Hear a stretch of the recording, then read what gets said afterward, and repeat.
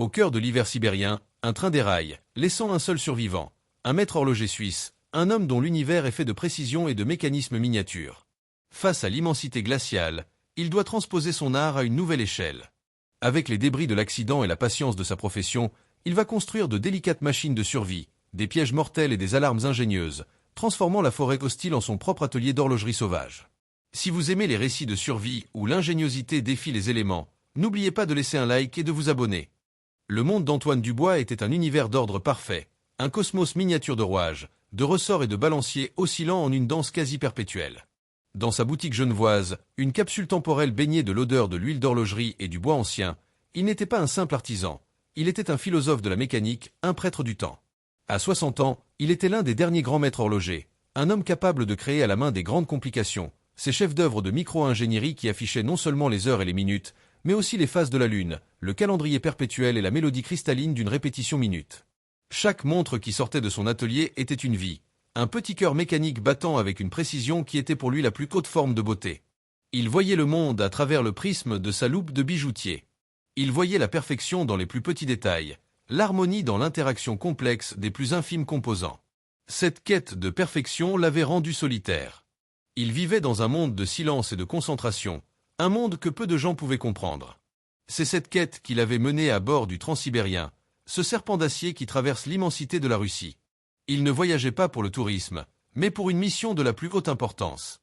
Il transportait personnellement sa dernière création, l'Astrolabe, une montre de poche d'une complexité inouïe, commandée par un richissime et excentrique collectionneur de Novosibirsk.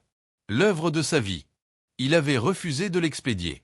Un tel mécanisme, avait-il expliqué à ses clients incrédules, ne pouvait voyager seul. Il devait être accompagné, protégé des vibrations, des changements de température. C'était une superstition d'artisan, mais une superstition à laquelle il tenait. Le voyage était une épreuve pour lui. Le chaos des gares, la promiscuité du train, tout heurtait sa nature ordonnée. Mais il avait trouvé un refuge dans le paysage.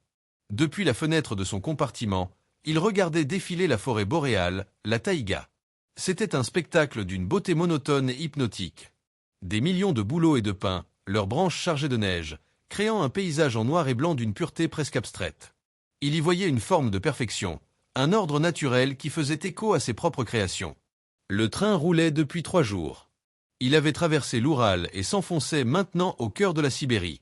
Dehors, la température était descendue en dessous de -30°C. Le train était une capsule de chaleur et de vie, un monde isolé glissant à travers un désert de glace. Antoine était assis dans son compartiment, sa précieuse montre posée sur un coussin de velours à côté de lui. Il écoutait son tic-tac, un son régulier et rassurant qui était pour lui la musique la plus douce au monde. C'était le son de l'ordre, de la prévisibilité. Il ne savait pas encore que dans quelques instants, cet ordre allait être brisé, et que son monde de précision et de contrôle allait être remplacé par un combat brutal pour la survie, où les seuls rouages qui compteraient seraient ceux de son propre esprit. Le premier signe fut un son qui n'appartenait pas à la symphonie familière du train. Ce n'était pas le cliquetis régulier des roues sur les rails, ni le sifflement du vent. C'était un bruit de déchirement métallique, un cri strident et prolongé qui sembla venir de l'avant de la locomotive. Antoine, dont l'oreille était entraînée à déceler la moindre anomalie mécanique, se redressa instantanément. Puis, le train commença à freiner. Pas un freinage normal, progressif, mais un freinage d'urgence, brutal, qui le projeta en avant. Sa précieuse montre glissa de son coussin et tomba sur le sol. Il se pencha pour la ramasser, et c'est ce geste qui lui sauva la vie. Au même instant, la vitre de son compartiment explosa vers l'intérieur dans une gerbe de verre. Le wagon entier fut secoué par un choc d'une violence inouïe, comme s'il avait heurté un mur invisible. Il entendit le hurlement du métal qui se tordait, le fracas des wagons qui se télescopaient les uns dans les autres, et les cris de terreur des autres passagers. Il fut projeté contre la cloison, sa tête heurtant violemment le bois. Il sentit le wagon basculer, glisser, puis rouler sur lui-même dans une cacophonie de destruction. Il était pris au piège dans une boîte de conserve géante que l'on secouait et que l'on broyait. Puis, après une dernière secousse qui le laissa suspendu la tête en bas, le mouvement cessa. Le silence qui suivit fut absolu, surnaturel.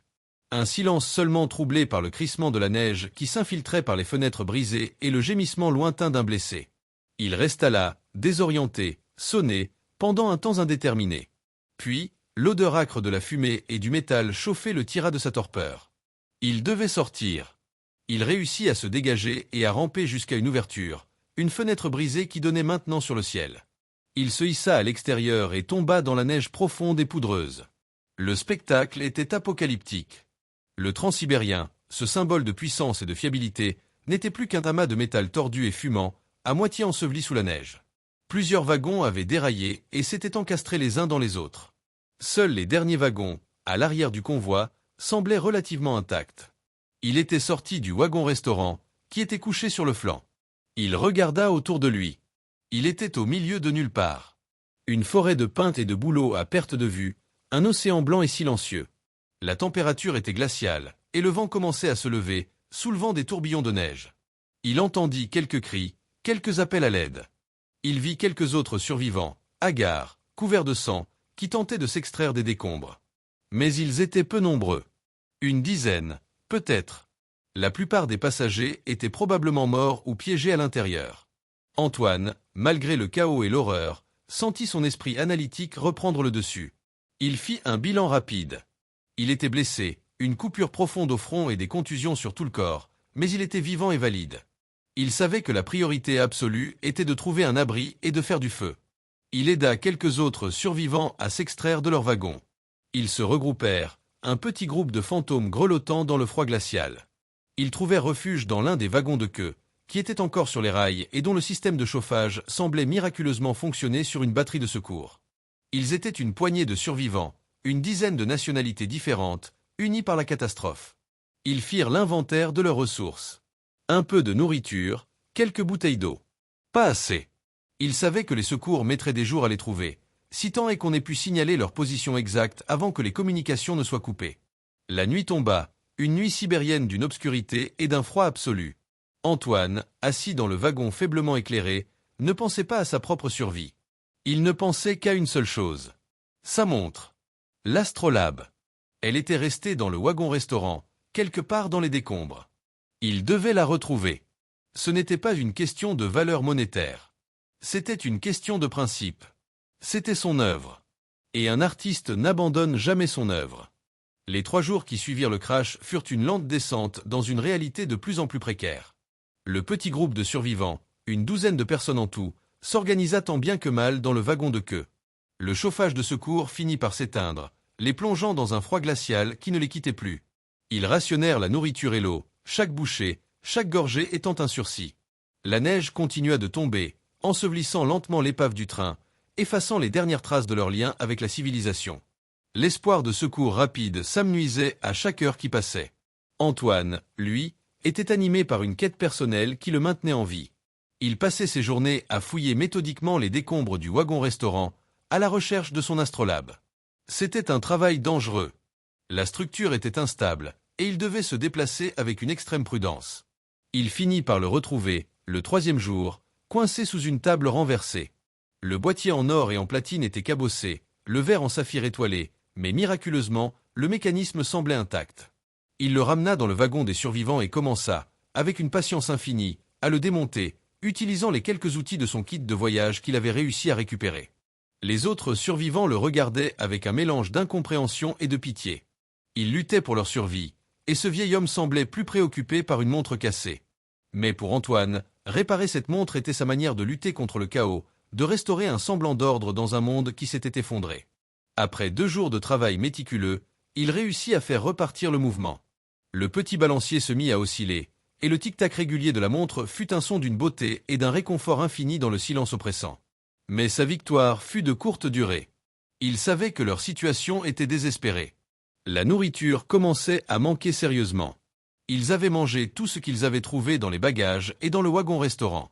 Ils étaient maintenant réduits à manger de la neige pour s'hydrater, ce qui ne faisait qu'accélérer la perte de chaleur de leur corps.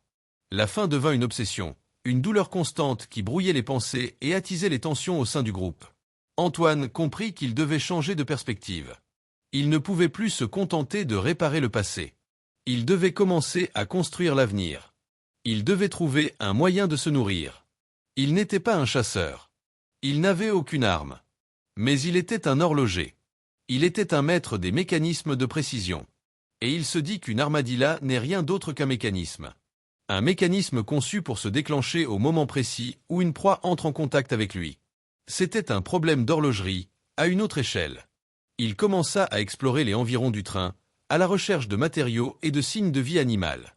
Il vit des traces dans la neige. Des traces de lièvres arctiques, de lagopèdes, de petits rongeurs. La forêt n'était pas vide.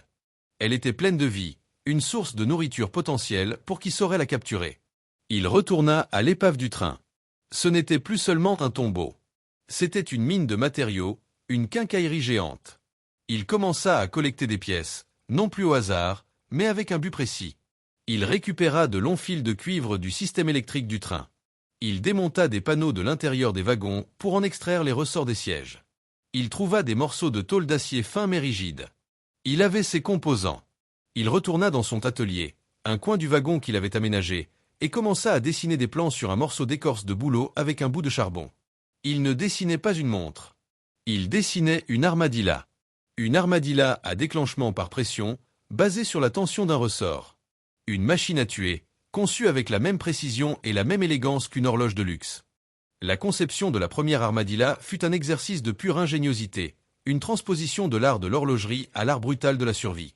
Antoine passa une journée entière à dessiner et à redessiner ses plans sur des morceaux d'écorce, son esprit retournant à des principes de mécanique qu'il n'avait pas utilisés depuis ses années d'apprentissage.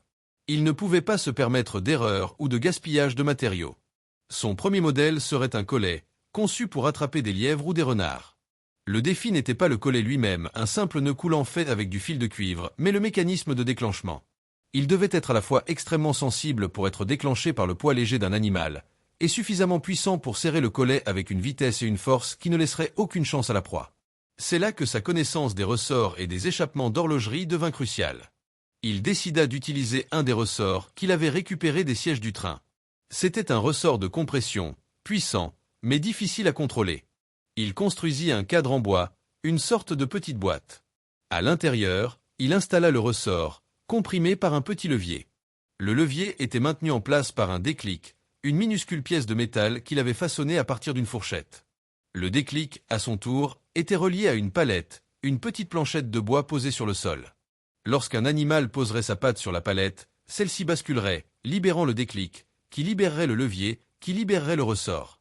Le ressort, en se détendant, tirerait violemment sur le fil de cuivre du collet, le resserrant autour du cou ou de la patte de l'animal. C'était un mécanisme d'échappement, le même principe qui régule le mouvement d'une horloge, mais adapté pour libérer une énergie mortelle au lieu de la contrôler. La construction de ce petit mécanisme fut un travail d'une précision infinie. Il n'avait que ses mains, son couteau suisse et une pince qu'il avait trouvée.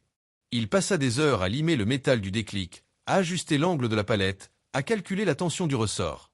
Ses doigts, habitués à manipuler des vis de la taille d'un grain de sable, étaient étonnamment agiles avec ces matériaux plus grossiers. Les autres survivants le regardaient travailler avec une fascination silencieuse. Ils ne comprenaient pas ce qu'il faisait, mais ils voyaient la concentration, l'expertise, l'art. Ils voyaient un maître à l'œuvre. Après 2 jours de travail, la première armadilla était prête. C'était un objet étrange, un assemblage de bois, de métal et de fil, mais Antoine le regardait avec la fierté d'un père. Il l'emmena dans la forêt et chercha un endroit propice, une coulée, un passage étroit dans la neige que les animaux utilisaient pour se déplacer. Il installa son armadilla avec un soin infini, la camouflant avec de la neige et des brindilles, ne laissant visible que la palette recouverte d'un appât, un des derniers morceaux de biscuit qui leur restait. Puis, il attendit. L'attente fut une nouvelle forme de torture, un mélange d'espoir et d'anxiété. Chaque heure, il allait vérifier son armadilla. Le premier jour, rien. Le deuxième jour, l'appât avait disparu, mais l'armadilla ne s'était pas déclenché. Le poids de l'animal, probablement un petit rongeur, n'avait pas été suffisant. C'était un échec, mais un échec riche en informations. Il retourna à son atelier et modifia le mécanisme, le rendant encore plus sensible. Il ajusta le point de pivot de la palette, il polit le déclic pour réduire la friction. Il le réinstalla. Et le lendemain matin, il le vit. Un lièvre arctique, d'un blanc immaculé, était pris dans le collet. Un cri de triomphe silencieux explosa dans la poitrine d'Antoine. Il avait réussi. Il avait utilisé son art, sa science, pour extraire la vie de cette forêt morte. Ce soir-là, pour la première fois depuis des jours, ils mangèrent de la viande. Le ragoût de lièvre, cuit lentement sur leur petit feu, fut le repas le plus délicieux de leur vie. Ce n'était pas seulement de la nourriture. C'était un symbole. Le symbole que, même dans le désespoir le plus total, l'ingéniosité humaine, la précision et la patience pouvaient encore créer des miracles. Le succès de la première armadilla redonna un espoir immense au petit groupe de survivants. La faim, leur ennemi le plus immédiat, avait été repoussée. Mais Antoine savait que ce n'était qu'une solution temporaire. Un lièvre ne nourrirait pas 12 personnes pendant longtemps. Il devait augmenter sa production. Il devait transformer son artisanat de survie en une petite industrie. Il passa la semaine suivante à construire d'autres armadillas, perfectionnant son modèle à chaque itération. Il apprit à utiliser différents types de ressorts pour différentes tailles de proies. Il conçut des pièges plus légers pour les oiseaux, comme les lagopèdes, et des pièges plus robustes pour des animaux plus gros, comme les renards. Son coin du wagon se transforma en un véritable atelier d'horlogerie de la survie. Le sol était jonché de copeaux de bois, de morceaux de métal, de fils de cuivre. Il travaillait du matin au soir, son esprit entièrement absorbé par des problèmes de mécanique et de design. Il n'était plus un survivant passif, il était un ingénieur, un inventeur, un créateur. Mais la nourriture n'était pas le seul problème. Le froid était un ennemi constant. Leur feu, qu'ils entretenaient précieusement, consommait une quantité énorme de bois, et la collecte du bois était une tâche épuisante et dangereuse dans la neige profonde. Ils avaient besoin d'un moyen plus efficace de se chauffer. Antoine commença à réfléchir à un système de chauffage. Il examina le wagon. Il était en métal, un excellent conducteur de chaleur, mais aussi un excellent dissipateur. Il remarqua le système de ventilation du wagon, une série de bouches d'aération au plafond. Il eut une idée. Il proposa au groupe de condamner la plupart des fenêtres avec des couvertures et des débris, pour créer une meilleure isolation. Puis, il démonta une partie du système de ventilation pour créer un circuit d'air fermé. Il construisit un échangeur de chaleur rudimentaire autour du petit poêle à bois qu'ils utilisaient pour le feu. C'était une série de tuyaux métalliques qu'il avait récupérés, dans lesquels il faisait circuler l'air de la cabine. L'air, chauffé par le poêle, était ensuite redistribué dans le wagon par les bouches de ventilation. C'était un système de chauffage central improvisé. Le résultat fut spectaculaire. La température à l'intérieur du wagon augmenta de plusieurs degrés, et ils purent réduire leur consommation de bois de près de moitié. Antoine devint le centre de la petite communauté. Il était le cerveau, celui qui résolvait les problèmes. Il apprit aux autres survivants à fabriquer des raquettes à neige en tressant des branches de saule et des lanières de tissu, leur permettant de se déplacer plus facilement dans la neige. Il leur montra comment fabriquer des lunettes de neige en taillant de fines fentes dans des morceaux d'écorce, pour se protéger de la cécité des neiges. Chaque jour apportait son lot de défis, et chaque défi était une nouvelle opportunité pour Antoine d'appliquer sa logique d'horloger. Il ne pensait plus en termes de survie. Il pensait en termes de système. Le groupe était un système. Leur abri était un système. La chaîne alimentaire qu'il avait créée était un système. Et son travail consistait à optimiser ces systèmes, à les rendre plus efficaces, plus résilients. Il avait transformé la forêt hostile en un ensemble de ressources, et les débris du train en une boîte à outils. Il avait recréé un semblant de civilisation, un microcosme d'ordre et d'ingéniosité au milieu du chaos. Il était redevenu ce qu'il avait toujours été, un maître des mécanismes. Mais son chef-d'œuvre n'était plus une montre de luxe. C'était la survie de 12 êtres humains. Après plusieurs semaines, la petite communauté avait atteint un équilibre de survie précaire mais fonctionnel.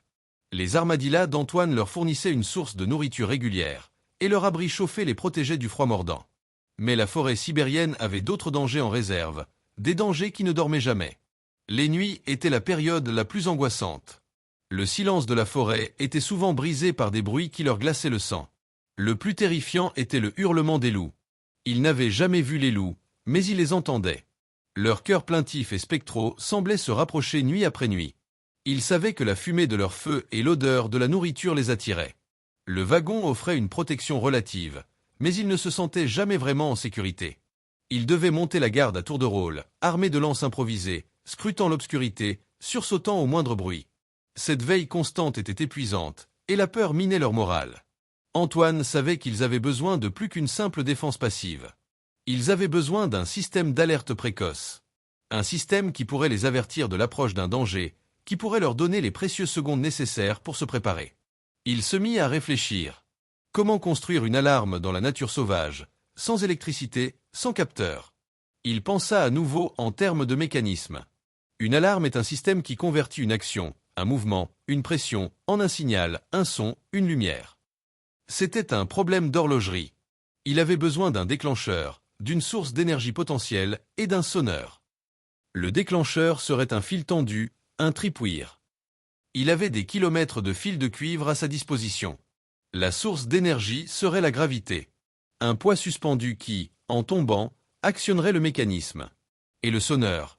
Il avait besoin de quelque chose qui produirait un son fort et reconnaissable, un son qui ne serait pas naturel à la forêt. Il explora à nouveau l'épave du train. Dans le wagon-restaurant, il trouva ce qu'il cherchait. La vieille cloche en laiton que le chef utilisait pour annoncer que les plats étaient prêts. Elle était lourde, et son son était clair et puissant. Il avait son sonneur. Il passa les jours suivants à concevoir son système d'alarme. Ce fut son projet le plus complexe jusqu'à présent. Il créa un réseau de fils de détente qu'il tendit à une trentaine de centimètres du sol, tout autour du wagon, formant un périmètre de sécurité d'une cinquantaine de mètres de rayon. Chaque fil était relié à un système de leviers et de poulies qu'il fabriqua avec des morceaux de bois et de métal. Le système était conçu de telle manière que la moindre pression sur l'un des fils tirait sur un levier central. Le levier central retenait un lourd poids, un engrenage de roue du train, suspendu en hauteur par une corde. Lorsque le levier était tiré, il libérait le poids. Le poids, en tombant, tirait sur une autre corde, qui était reliée au battant de la cloche en laiton, qu'il avait suspendu à une branche d'arbre. C'était une réaction en chaîne, une cascade mécanique d'une ingéniosité diabolique. L'installation du système d'alarme fut une entreprise collective. Sous la direction d'Antoine, les autres survivants l'aidèrent à tendre les fils, à positionner les piquets, à hisser le lourd poids. Ils travaillaient en silence, avec une concentration et une espérance nouvelles. Ils n'étaient plus des victimes passives. Ils étaient en train de construire leur propre forteresse, leur propre système de défense. Lorsque tout fut en place, Antoine fit un test. Il toucha délicatement l'un des fils de détente avec un bâton. Le mécanisme se déclencha instantanément. Le poids tomba, la corde se tendit, et la cloche en laiton retentit dans la forêt silencieuse. Clang! Clang! Clang!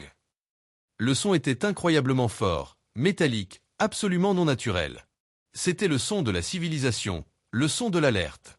Un cri de joie et de soulagement parcourut le groupe. Ils n'étaient plus aveugles dans la nuit. Ils avaient des yeux de fil de cuivre. Cette nuit-là, pour la première fois depuis des semaines, ils dormirent un peu plus tranquillement. Ils savaient que le carillon des ombres, comme ils l'avaient baptisé, veillait sur eux. L'alarme se déclencha 2 nuits plus tard.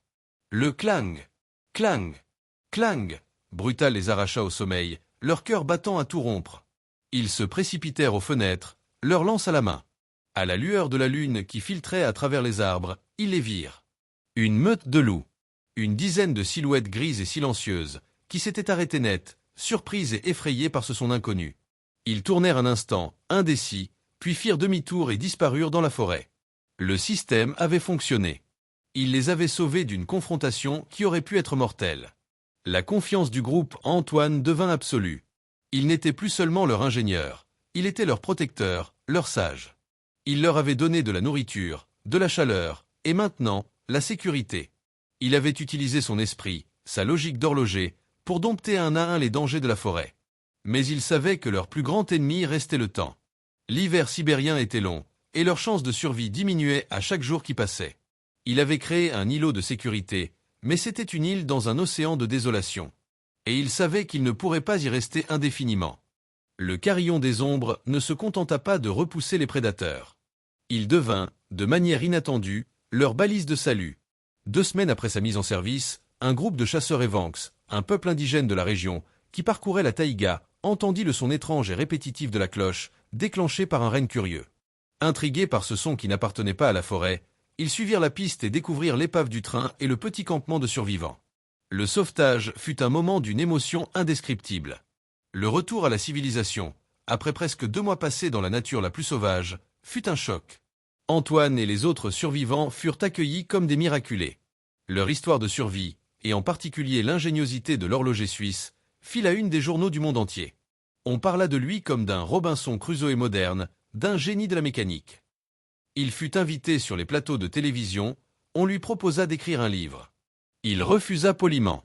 L'attention du monde le mettait mal à l'aise. Il n'avait qu'une seule hâte, retourner dans sa boutique silencieuse à Genève, retrouver son monde de rouage et de précision. De retour dans son atelier, il se sentit étrangement changé. Le silence de sa boutique, autrefois un réconfort, lui semblait maintenant vide. Il avait passé des semaines à écouter le silence de la forêt, un silence rempli de vie, de danger et de promesses. Le tic-tac de ses horloges lui semblait faible, artificiel, comparé au battement de cœur de la nature qu'il avait appris à connaître. Son art aussi avait changé. Il continua à créer des montres d'une complexité et d'une beauté extraordinaires. Mais il y ajouta quelque chose de nouveau. Une touche de nature sauvage, une reconnaissance de l'ordre imparfait mais résili du monde naturel. Il commença à incorporer des matériaux inhabituels dans ses créations, de minuscules morceaux de bois pétrifiés, des éclats de météorites, des cadrans en écorce de bouleaux stabilisés. Sa dernière grande œuvre, celle qui fut considérée comme le sommet de son art, fut une montre qu'il appela le Survivant. C'était une montre d'une simplicité et d'une robustesse apparente, mais dont le mécanisme interne était d'une complexité folle. Elle était conçue pour résister aux conditions les plus extrêmes, aux chocs, aux températures glaciales. Et elle avait une complication unique, une complication que lui seul pouvait comprendre. Elle possédait une petite alarme, un carillon miniature, qui ne se déclenchait pas à une heure précise, mais qui était réglé sur un algorithme complexe basé sur les cycles lunaires et les marées.